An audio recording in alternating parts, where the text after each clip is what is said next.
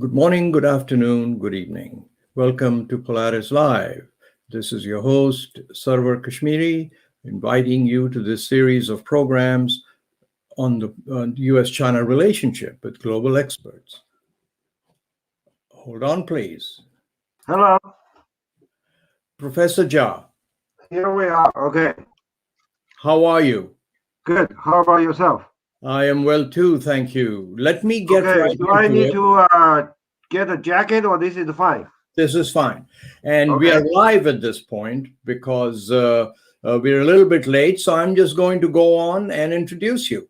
And we'll get Okay, go ahead. Yep. So I was going to say that we've had a technical problem getting Dr. Zha, but he is indeed here. We are privileged. So let me introduce my guest. Before that, this is POLARIS-Live. I am Sarwar Kashmeri, your host, and I have great pleasure in introducing Professor Zha Daojiong from Beijing. He's very well known. He's a professor of international political economy at the School of International Studies in Peking University and an expert in Chinese energy policies and food and water security in Asia. Dr. Zha is also active in consulting with Chinese government agencies on the board of counselors of the Chinese Association for International Understanding, the China People's Institute of Foreign Affairs, and the Chinese People's Association for Friendship with Foreign Countries. Professor Zha was recently named the inaugural Lowy Institute Rio Tinto China Analyst Fellow, and it gives me great pleasure to bring to you from Beijing, Dr. Zha. So welcome to POLARIS-Live. Thank you. I'm happy to be invited and apologize for being late. There was a bit of a technical problem, but let's get on with it. Not at all. Listen, before we get started, may I ask you, we've been reading a lot about this sandstorm in Beijing. Is it as bad as the media is making it out to be? I know it's a seasonal occurrence every year, but how is it? Is it tolerable? It was, I've been in Beijing for about 2 decades. This certainly was the worst out of my memory. It lasted for about 10 hours, but by evening time that subsided. Today it's clear and bright, no problem. Wow. So that wasn't very long-lived actually then. No, it was pretty bad for a while. But for a while, okay. Yeah, but usually we don't get it that bad. There are different explanations, but hopefully we don't get it again. Well, but now listen, you're very kind to make time for us here, and from the Foreign Policy Association and myself, I want to thank you. I want to start by saying that you've said the overall state of relations between China and the US has unmistakably entered a new normal. And you have certainly done homework of what I wrote. Well, you are prolific and everything. So what I want to ask you is, so now we are seeing constant, almost threats between the countries. Both countries' militaries seem to be positioning themselves. There's talk of business decoupling. I mean, that's pretty scary stuff, right, Dr. Zha? I mean, is this the new normal? Well, what I meant by a new normal is probably a change in an overall sentiment on both sides. On the Chinese side, if I read across the board, there was this sort of thinking that so long as we connect with the United States through science and technology, trade and investment, China can be expected in the political sphere, whatnot, right, to quote unquote be left alone. But obviously, in the more recent years, issues like human rights and other issues, is no longer just a matter of diplomatic posturing. It gets real. And I think on the US side, you are way better than I am. You have more and more of the diplomatic foreign policy elite who say that the U.S. got shortchanged. And so that's what I was trying to say by new normal. Okay. So let me ask you about a development last week in this so-called Quad. Right. And, which is a grouping of countries, US, Japan, Australia, India, ostensibly set up to compete or serve as a counter in some ways to China influence in the Indo-Pacific. Well, they made this, what I think is a really innovative and bold initiative last week, that they would India would produce a billion COVID vaccines financed by Japan and the United States, and then distributed with the help of Australia. And as you know, because you're an expert on some of these issues, that that it just won't work if only the wealthy countries vaccinate themselves. Everyone has to be vaccinated for us to kill it around the world. My question to you is that this is Indo-Pacific, doesn't include China. And how is this being viewed in China? To be frank and honest, I was actually at one time asked to speak on this topic at a workshop organized in New Delhi. The last minute, I decided to come up with an excuse and ask a colleague of mine based out there in Hong Kong, I'm sorry, in Macau now, to go in my place. I don't think I'm only speaking for myself. Most of us, including those who do international studies as a profession, don't really think about Quad on a daily basis. I began to read about it. I thought, oh, there was a lot more than we had thought it was. So that's being a precursor. But it does not include China. Is that a quote unquote loss? I wouldn't think so. It's one way of framing. And as I read out of Japan, out of India, and there you have different interpretations of that. That's going to stay. Probably have more conformity of ideas out of Australia and the United States. Chinese foreign policy has always been non-alliance, at least not in the geostrategic sense. I don't really see why there is any reason here in China to see that as quote unquote a loss or a confrontation with China. If we were going to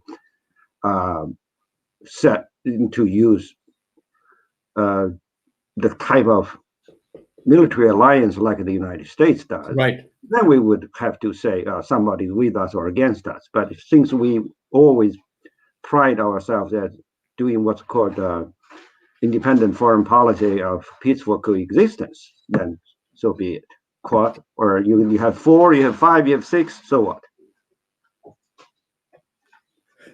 So let me extend that just a little bit. Wouldn't it make sense as a second phase of this initiative? And I know it's the Quad, so let's just jump over the Quad for a moment in view of what you've said.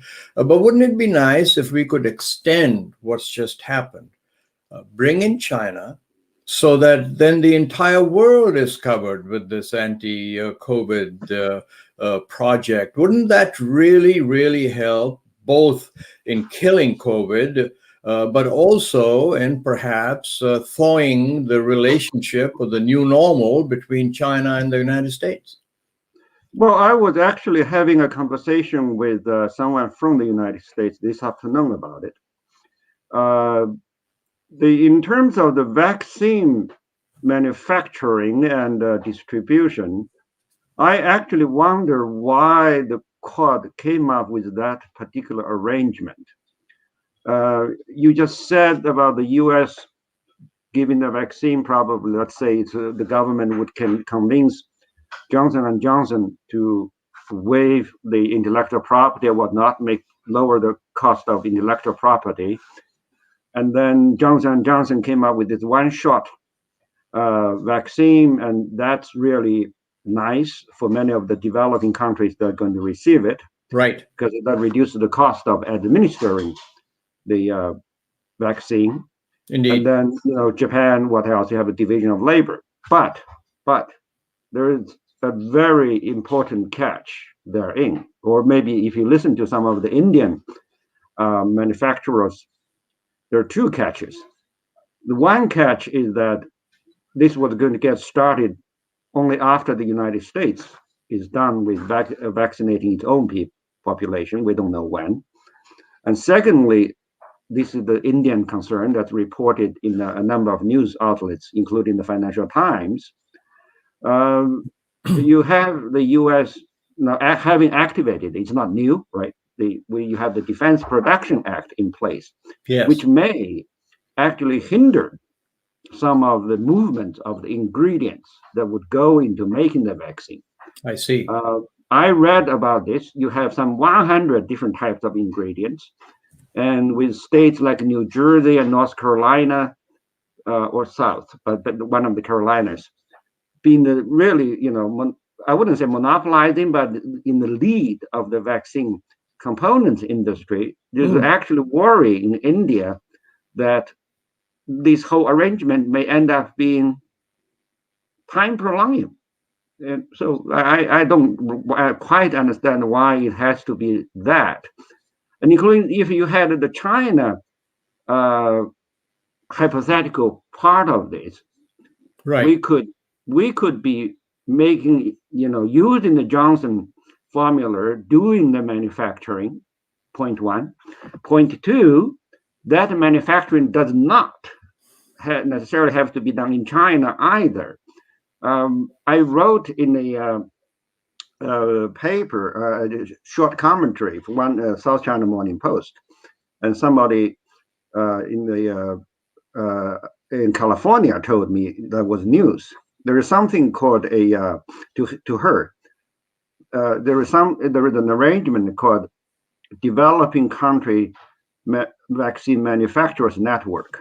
Out of 14 countries, there are some 34 different companies that are, in terms of the technical expertise, right, have passed WHO standards. Right. So you have a lot of manufacturing capacity out there. Why does it have to be a particular that? I'm not saying India cannot do it. India is a leader, unrivaled in the developing countries in doing that. But why do we have to specify a particular country for manufacturing it? So may I just offer a thought there? I mean, India is supposedly, not supposedly, but is the largest manufacturer of vaccines in the world. So Right. that was what everyone was thinking, that, gee, is the largest manufacturer of vaccines, so they can scale up very quickly. Right. And so I would assume that is why, don't you think? No, there are many other countries that can do that. South Korea, China, Vietnam, Malaysia here in East Asia. Right. And if you look at the actual, this came out of a background report out of the Chatham House, posted online on the 9th of this month. Right. Quite updated. In that report, some 50% of the manufacturing capacity worldwide is in East Asia. Right. In the US plus Europe, for some 45%, the poor Africa and Latin and South America with another 5%. So it's not just India. I'm not against it, but we can scale. Industry people talk about scaling up and scaling out. Scaling out is sort of outsourcing, right? So in fact, sorry to interrupt, but in fact, a distributed production might be even more helpful, you're saying, rather than focus it all on one country's. There's expertise in a number of Indo-Pacific Asian countries. So why not harness all of that is the point you were making, which certainly makes sense. So Right. but I just wondered what you thought about that. I mean, in some ways, which of course leads me to what's happening this week, which is the American Secretary of State and the National Security Advisor heading to Anchorage to meet with the Chinese counterparts in this first big session between the new Biden administration and, of course, China's hierarchy. So, what do you think is going to come out of this? If you were to guess, I mean, do you think that we'll say, all right, it's time to shake hands and gather around the table and put bygones be bygones? Let's reconnect, join the world. What do you think? Take a guess. Well, it's better than nothing. The past few months of microphone diplomacy is not helpful for either side. Sure. We are both consequential countries, let's put it that way, actors in the international system. But it's too much politics. These four individuals are responsible for geopolitical matters, and they have each team faces a solid domestic rhetorical environment that allows virtually no room for them to say anything that's different from the script on record. A more proactive or future-oriented meeting of such would probably, I would say, okay, yeah, you have too many people, too many voices, but at least one that's doing, the geostrategic stuff. Another person on the team should be trade and investment, or for that matter, actually, let's say central bank governors of both sides, because the macroeconomic management of both countries we're number two, number one, and then this is hugely influential. We have a COVID, we have to deal with all that, but there is going to be life after COVID. So that's what I would say. Right. Well, I think that's a very shrewd observation from that you've made. Perhaps the idea that let's break bread together and at least get going might be how one could. Well, but if let's get it going is more of a reiteration of the sort of we cannot yield. Right. And so do you think there needs to be a pre-agreement, a thaw in the relationship, some initiatives? But I mean, looking at it from an so far, what's flagged, there you don't have something concrete. You talk about Quad. Quad came up with this vaccine. There's something tangible to point to. Because let's face it, these meetings, summits, leaders, phone calls, webinars, all these things, you they have to go through the test of the law of diminishing returns. These photo ops mean nothing, literally nothing. People need to look for something that's tangible or something, that say, well, it's more than a meet.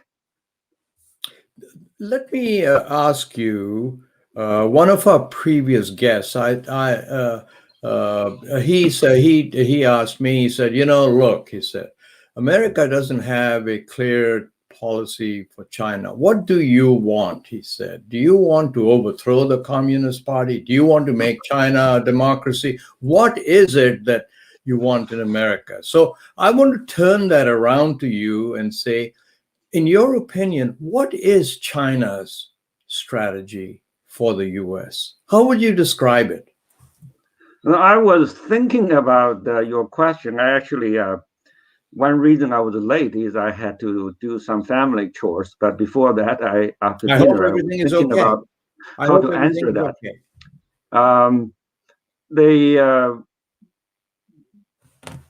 I want to preface my answer to your question by making two observations.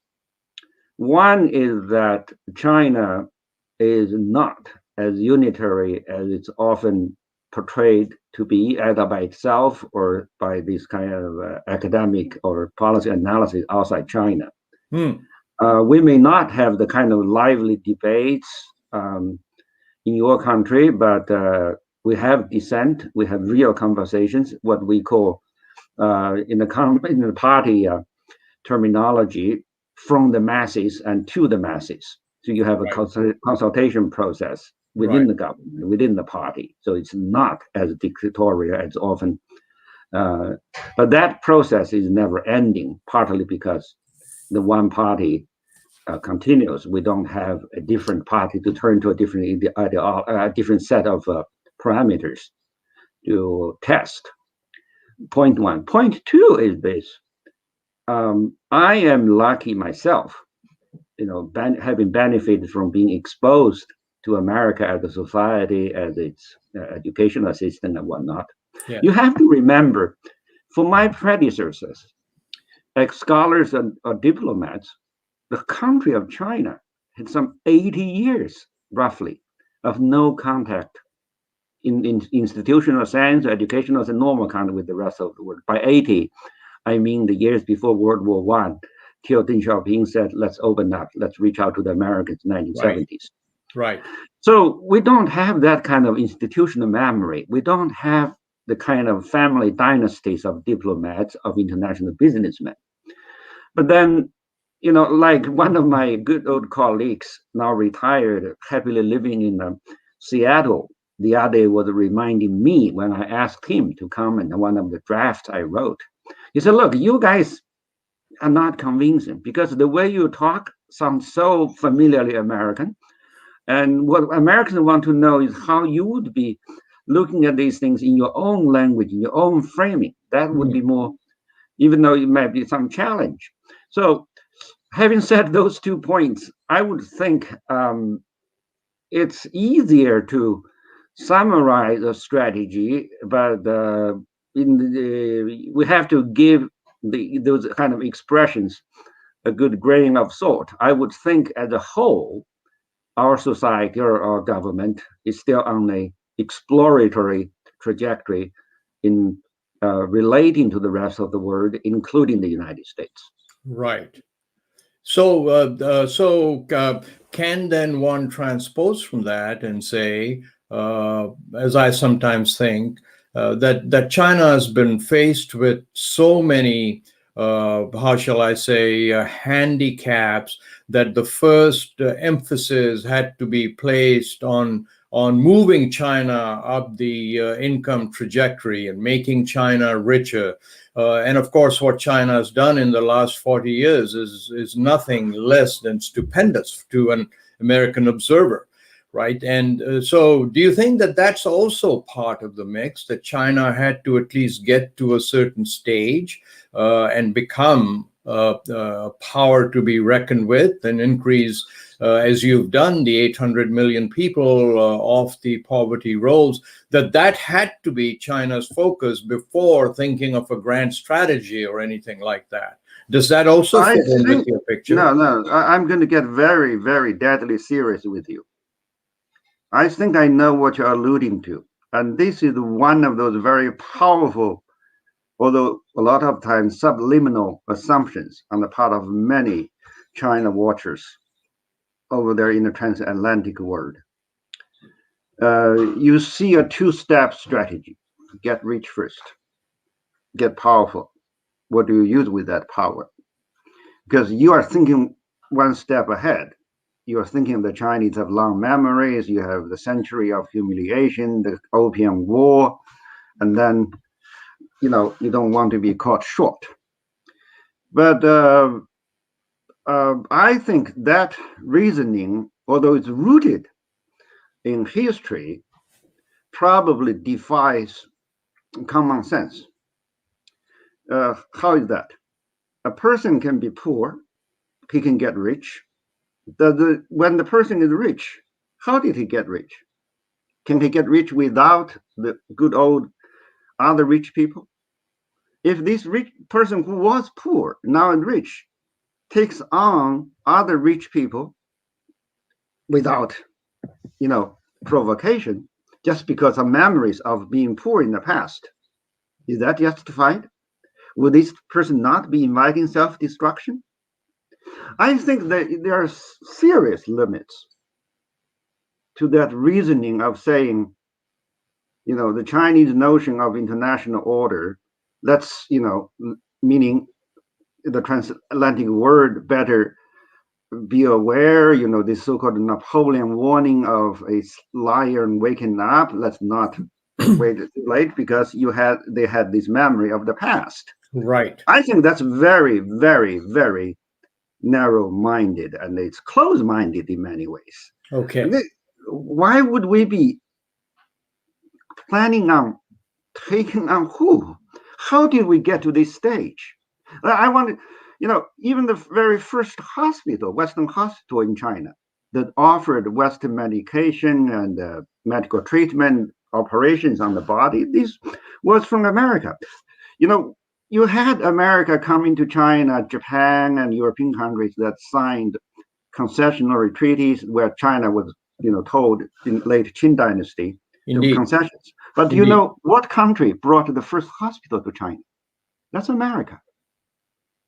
You know what the countries that built up hospitals, universities, including mine, Tsinghua, that's history too. Yes. I don't quite get it. Why this so-called geostrategic thinking by some of these transatlantic folks get so stuck with one thing, the Opium War, humiliation. You don't relive your past. I'm sorry, I went on too long. I apologize. No. This is really very no. Please, this is exactly the conversation I wanted to have, because it's far too important to have this conversation. And I go back now to a couple of the people who've appeared as guests, who say, when I ask the question, so what is this is the people from Asia, what is China's strategy? And they say, well, China's strategy is never again to have a century of humiliation, which I think is a minimizing the question, if I may say so. But this is what we understand, what a lot of people understand here. So I really appreciate. But we need to bring that out to the open and have a serious discussion about it. Absolutely. And and so I value what you say, because it comes at a very opportune time. We're in America, changing administrations, changing the outlook, and hopefully it leads to better things for both countries. So I appreciate what you said. And in fact, my book, China's Grand Strategy, which I was, pompous enough to write, talks in a writes in a glowing way, Professor Zha, about what China's been able to accomplish in the last 40 years. And one can compare it to what's happening in other places in the world. And I kind of follow that track, which you have pointed out in your wonderful, subtle professorial way, is not very correct, which is, I point out that the grand strategy is in 3 steps: to get itself to become a wealthy country, to make sure that no country can invade its borders, and thirdly, to become influential and connected with the world, which is how I bring the BRI into it. So I have appreciated what you've just said, because it refines some of my thinking. So now I'm going to try something very blue sky with you. And you've spent a lot of time here, so you understand the dimensions of that word blue sky, right? I'm constantly thinking and asking guests on Polaris-Live to what would be a big project that could bring China and America closer together. I don't mean tactical things like don't send warships into zones and so on, but a big project. And one thought that crosses my mind is Wall Street has raised a lot of money, as you probably know already, for infrastructure funds, right? It's sitting there. Big companies have raised it, not being invested. China, of course, has this huge technology. I mean, what you've done in 3 decades with 30,000 kilometers of high-speed rail connecting cities and so on. It's amazing. And then there is this mass of people in America that we're trying to get back into the labor force. Do you think it is totally impractical for President Xi Jinping and President Biden to say, listen, let's do something big. Let's get together and use China's technical expertise, American workers, Wall Street money. Let's join and build American infrastructure together. Do you think that that is a totally ridiculous, amateurish point to ask you?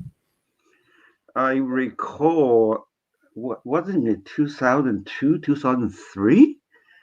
There were a group of businessmen who came to specifically flush out that idea. Of course, they came up with a very beautiful name. I think it was called Beautiful America Meihua Fund.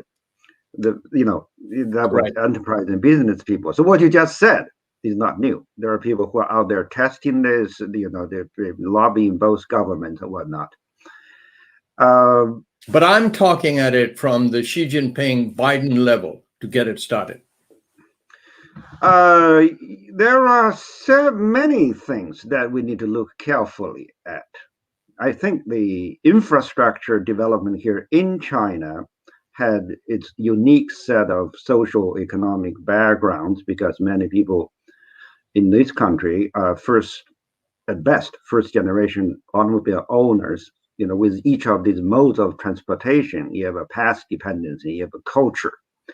Whereas America is an automobile culture. It's built on wheels, moves on wheels. And that's why, high-speed rails in California stay in where they are, because people are moving around just fine. And also, more structurally, American society is a lot more static in that sense. Unlike people here in this country, they have to migrate across provinces in search of jobs. In many ways, we are still at a society, those kind of dynamics.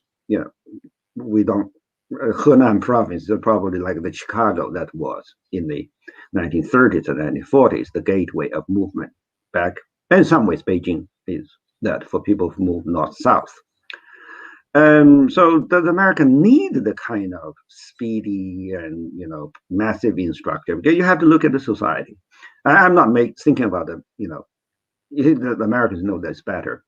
The third is that here in China, we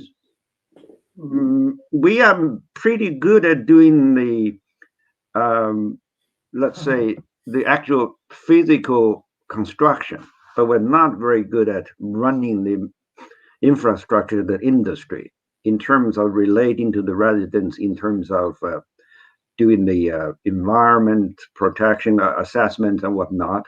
There are huge costs to this. And if you look at the Chinese infrastructure projects in Indonesia, in Poland, and to some degree in Africa, there are serious lessons to learn. A joint announcement between the two presidents of our countries is a good idea, but let's be realistic too. Absolutely. But on the other hand, I think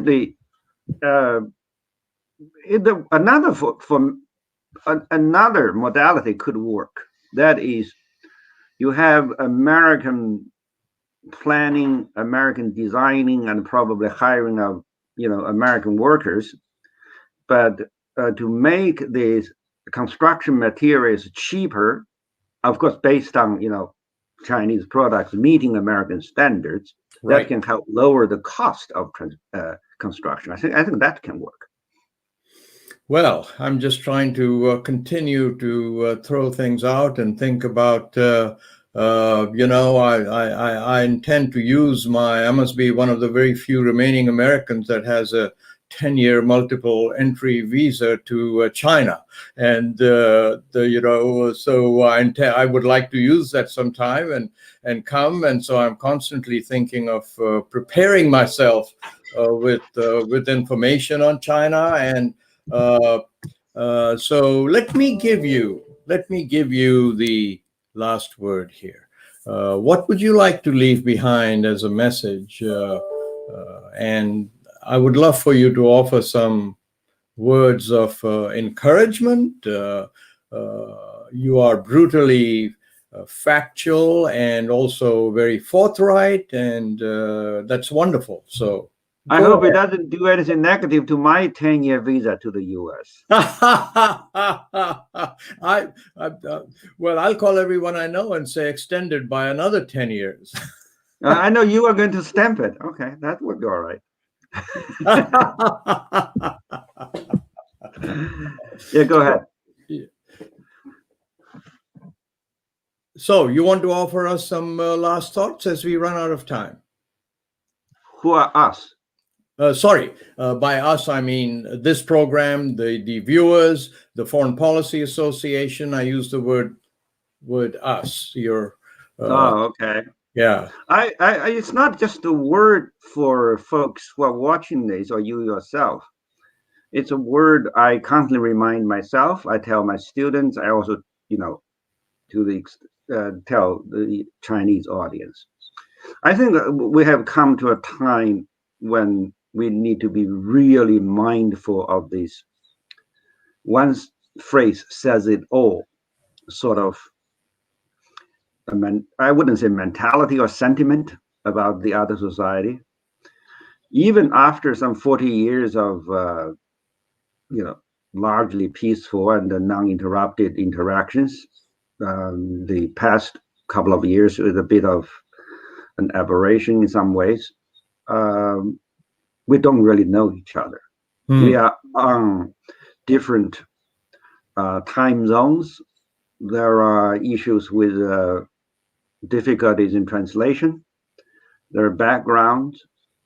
And what really worries me at this point of time is that,